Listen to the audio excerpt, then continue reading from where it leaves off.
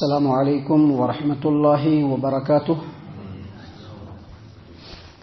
اعوذ باللہ من الشیطان الرجیم. بسم اللہ الرحمن الرحیم. وَإِذْ قَالَ إِبْرَاهِيمُ لِأَبِيهِ آزَرَ أَتَتَّخِذُ أَصْنَامًا آلِهَةً إِنِّي أَرَاكَ وَقَوْمَكَ فِي ضَلَالٍ مُبِينٍ. اور وہ وقت بھی یاد کرنے کے لائق ہے جب ابراہیم نے اپنے باپ سے آزر سے کہا. وہ وقت بھی یاد کرنے کے لائق ہے جب ابراہیم نے اپنے باپ آزر سے کہا کہ کیا تم نے بتوں کو اپنا معبود بنا لیا ہے؟ بے شک میں تم کو اور تمہاری قوم کو کھلی ہوئی گمراہی میں دیکھ رہا ہوں. محترم سامعین کرام، سورۃ الانعام سورہ نمبر 6 اور اسی سورت سے ابھی آپ کے سامنے آیت نمبر 74 تلاوت کی گئی اور آیت کریمہ کا ترجمہ بھی آپ کی خدمت میں پیش کیا گیا.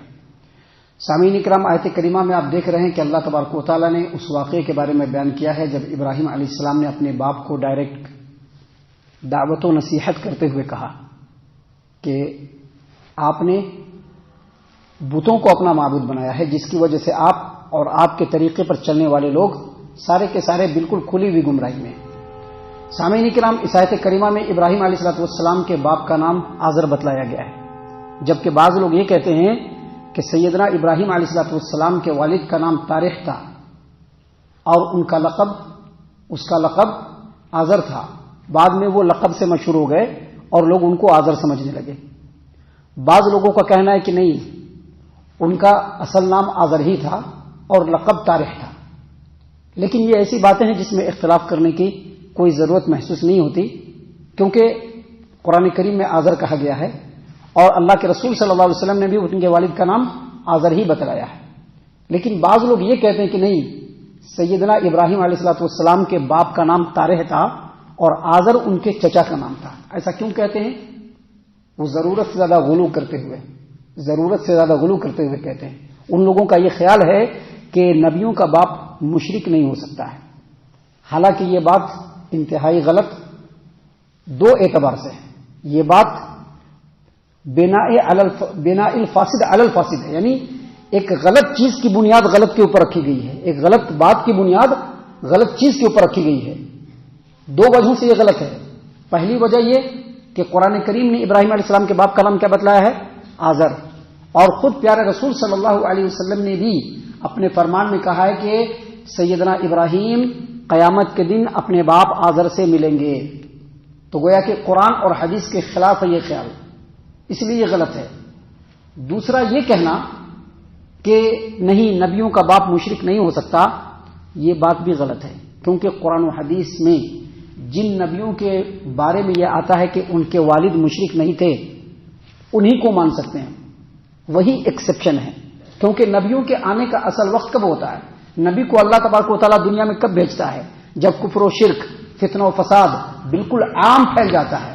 یہاں تک کہ جس گھر میں نبی پیدا ہوتے ہیں اس گھر کے لوگ بھی مشرک ہوتے ہیں، یہاں تک کہ نبی کے ماں باپ بھی مشرک ہوتے ہیں، جب جا کر کے اللہ تبارک و تعالیٰ نبی کو بھیجتا ہے.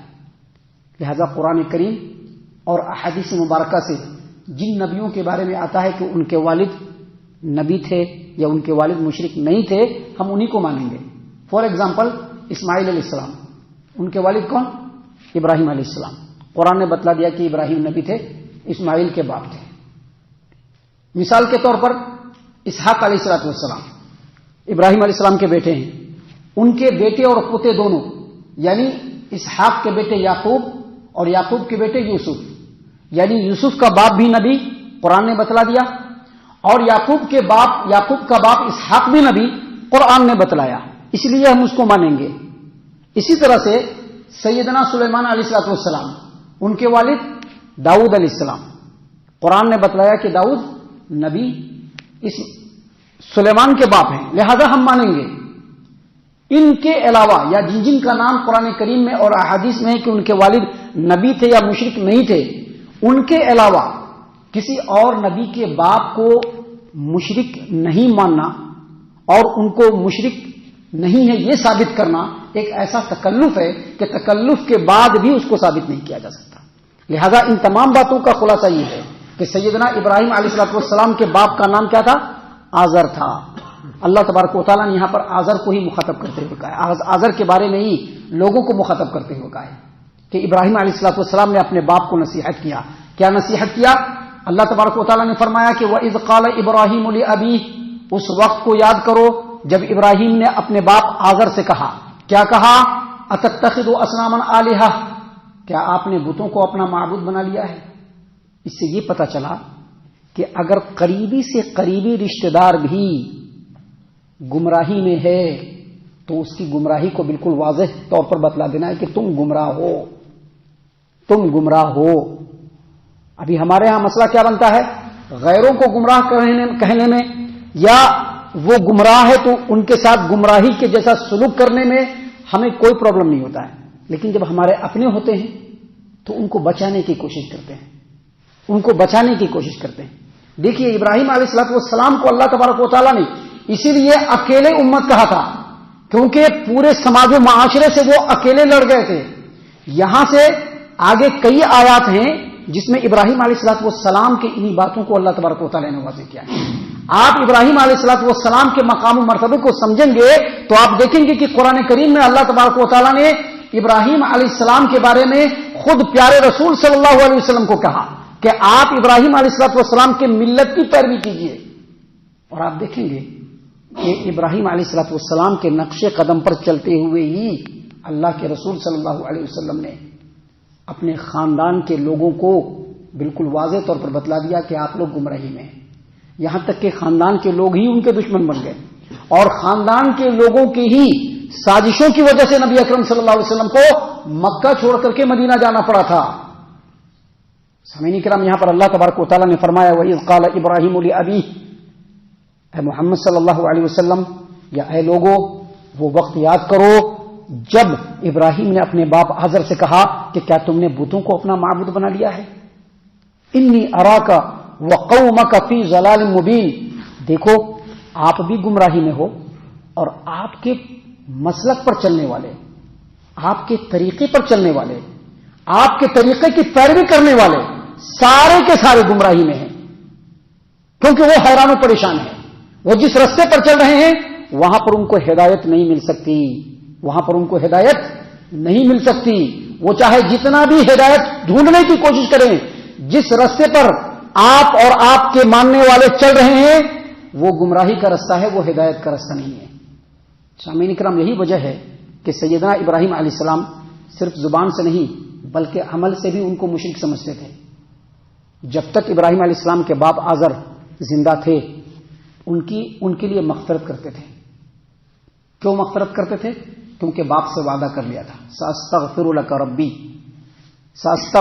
ربی، میں اپنے رب سے آپ کے لیے مغفرت کی دعا کروں گا. وعدہ کر لیا تھا، اس لیے جب تک وہ زندہ تھے ان کے لیے دعا کر رہے تھے.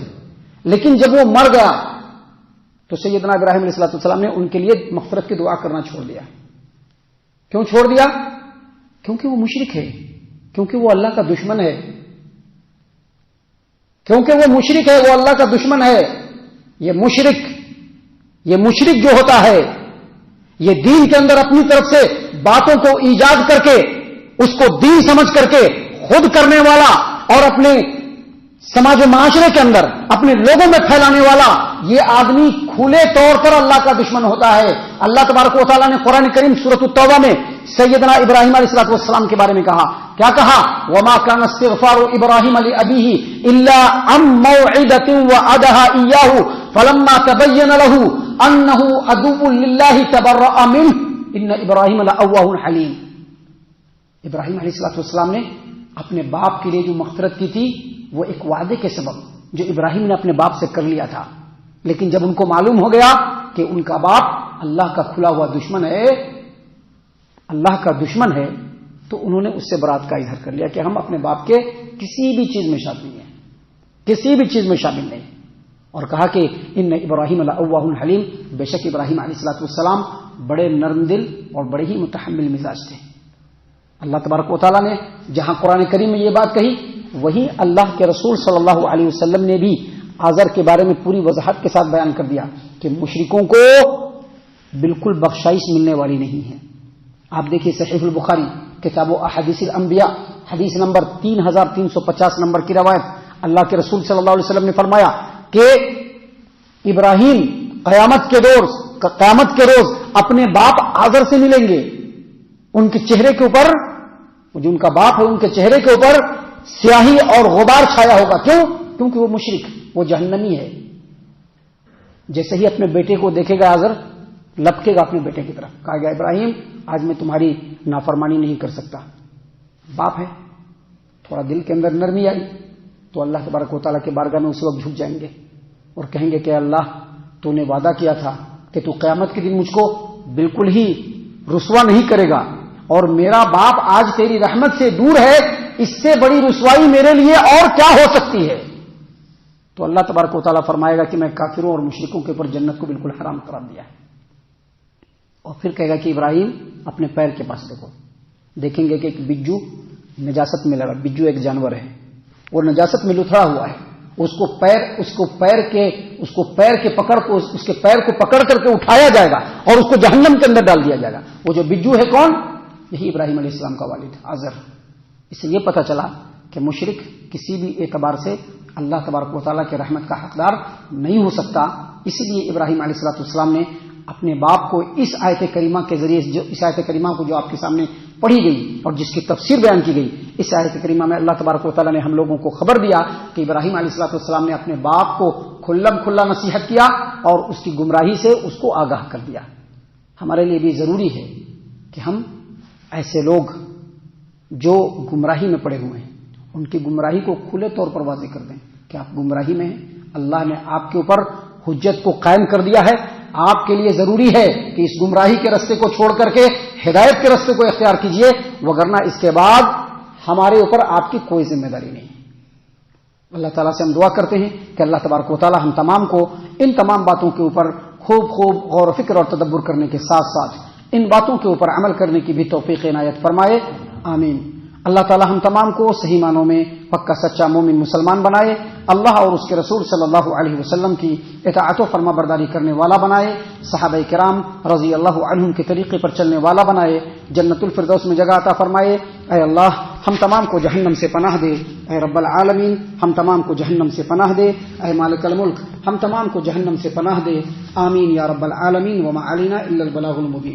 تبارك الذي نزل الفرقان على عبده ليكون للعالمين نذيرا.